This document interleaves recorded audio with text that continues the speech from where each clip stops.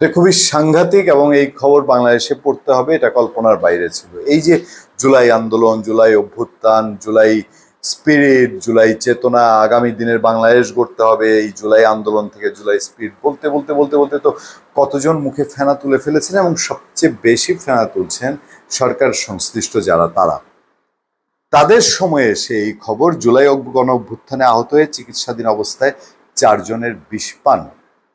Is it possible? খবরটা কি ঠিক? প্রথম ধাক্কায় আমাদের মনে হয়েছিল এটা কি সঠিক পড়ছি?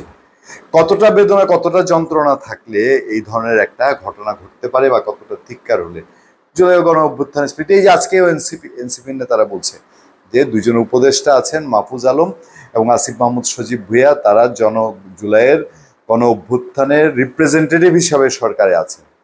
তো কেউ হয়েছেন এই উপদেষ্টা, মানে মন্ত্রী সমতুল্যই তো। তারপর আগামী দিনে কেউ এমপি হবেন, মন্ত্রী হবেন।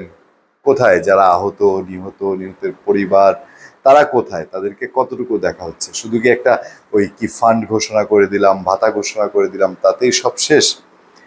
বিষয়টা সবাই অলরেডি জানেন, তারপর একটু জানা দরকার। জুলাই গণ অভ্যুত্থানে আহত হয়ে হাসপাতালে চিকিৎসাধীন অবস্থায় রোববার 4 জন বিষ পান করেছেন। তারা এখন শহীদ সোহরাওয়ার্দী মেডিকেল কলেজ হাসপাতালে চিকিৎসা নিচ্ছেন। চিকিৎসকরা জানিয়েছেন তারা সুস্থ হয়ে উঠছেন। তবে তারা কেন বিষ পান করেছেন তা জানা যায়নি, বোঝা যায়।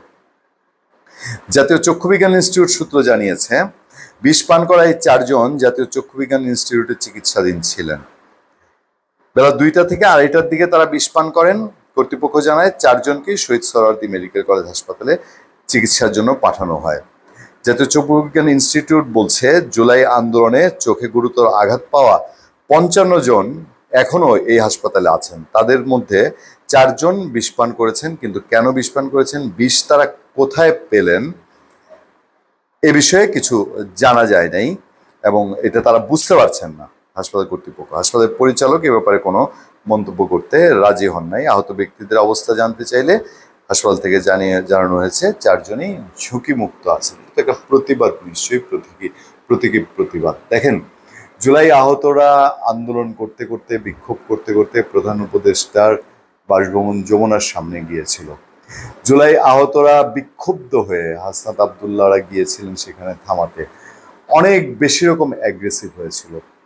এখন জুলাই অভ্যুত্থানের উপর দিয়ে তো একটা সরকার গঠন হয়ে গেছে, এবং এটা বলাই হয় ওপেন সিক্রেট যে শেখ হাসিনাকে পরিবর্তনের জন্য কোটা বিরোধী আন্দোলনের নামে একটা কৌশল খাটিয়ে, এই যে এখন যারা ক্ষমতা উপভোগ করছেন, ক্ষমতায় আছেন এবং দীর্ঘ সময় থাকার মতো করেই খায়েশ ব্যক্ত করেন, তারা এই ক্ষমতা পাকাপোক্ত করার জন্য এই কাজটা করেছেন। তো এইটাই যদি মূল উদ্দেশ্য হয়, তাহলে ওই আহতদেরকে শুধু কি খালি লোক দেখানো, চোখ দেখানো, বা একটু লোক ভোলানোর মতো করে তাদের খোঁজ খবর নিলেই হয়? এই ঘটনা, এই যে 4 জনের বিষ পান, সেদিকেই কি ইঙ্গিত করে না? অভিযোগের তীর সেদিকে যায় না? যে তাহলে এই যা বলা হয়, প্রয়োজন হলেই জুলাই অভ্যুত্থানের আহত নিহত শহীদদের কথা বলা হয়, খুব স্লোগান দেওয়া হয়, স্নিগ্ধ মুগ্ধ সাইদের কথা, আবু সাইদের কথা বলে, কিন্তু সত্যিকার অর্থে 1 বছর পার হয় নাই এখনো।